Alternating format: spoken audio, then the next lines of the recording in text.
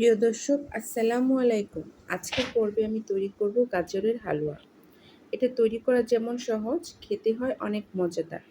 তাহলে রেসিপিটি তৈরি করা যাক। প্রথমে আমি গাজরটা ভালো করে ধুয়ে নিয়েছি, তারপরে গ্রেটার দিয়ে আমি গ্রেট করে নিয়েছি। আপনি এটা হাতে দিয়েও কুচি করতে পারেন।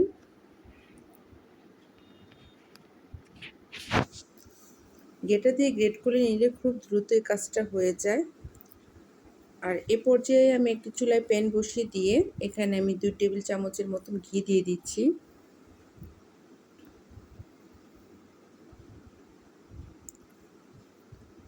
ঘিটা গরম হয়ে আসলে এখানে আমি দারচিনি আর এলাচ দিয়ে দিচ্ছি। এলাচটা মাঝখান থেকে আমি ফাটিয়ে দিয়েছি। হালকা একটু ভাজা হয়ে গেলে আমি গাজর কুচিটা দিয়ে দিচ্ছি।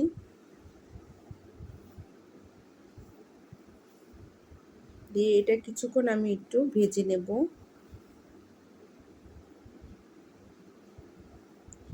এ পর্যায়ে দিয়ে দিচ্ছি আমি দুধ।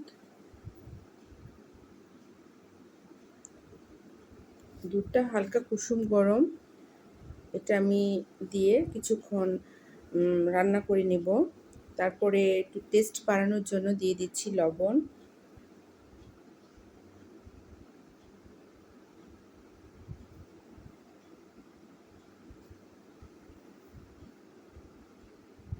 দুধটা যখন হালকা একটু টেনে আসবে সে পর্যায়ে দিয়ে দিচ্ছি চিনি। এখানে আমি 1 কাপ চিনি দিয়েছি। টেস্টটা আপনাদের মতন, মানে মিষ্টিটা আপনাদের পছন্দ মতন আপনারা একটু বাড়িয়ে কমিয়ে দিতে পারেন।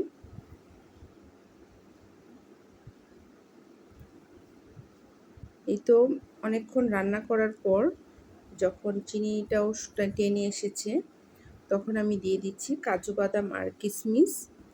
আপনারা এখানে অন্য বাদামও ব্যবহার করতে পারেন। আসলে কাজু বাদাম আমার পার্সোনালভাবে আমার অনেক ভালো লাগে, এই জন্য আমি কাজু বাদাম দিয়েছি।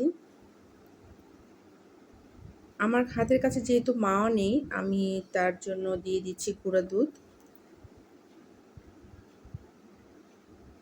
আসলে গুঁড়া দুধটা মাওয়ার অনেকটাই কাজ করে। আমি আরও কিছুক্ষণ এটা রান্না করে নেব।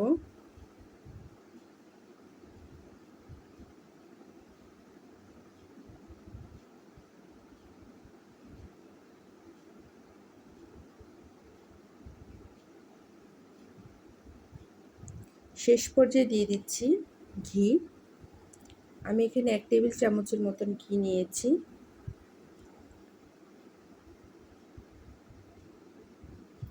ঘি দিয়ে আমি আবারও একটু নেড়ে দিচ্ছি। ঘিটা সবার শেষে দিলে ফ্লেভারটা ভালো থাকে। এই তো আমার রেসিপিটি কমপ্লিট হয়ে গিয়েছে। আমার রেসিপিটি কেমন লাগলো অবশ্যই কমেন্ট করে জানাবেন। ভালো লাগলে লাইক দিবেন, আর ভালো ভালো রেসিপি পেতে আমার চ্যানেলটাকে সাবস্ক্রাইব করে পাশে থাকা বেল আইকনটি ক্লিক করে দিবেন।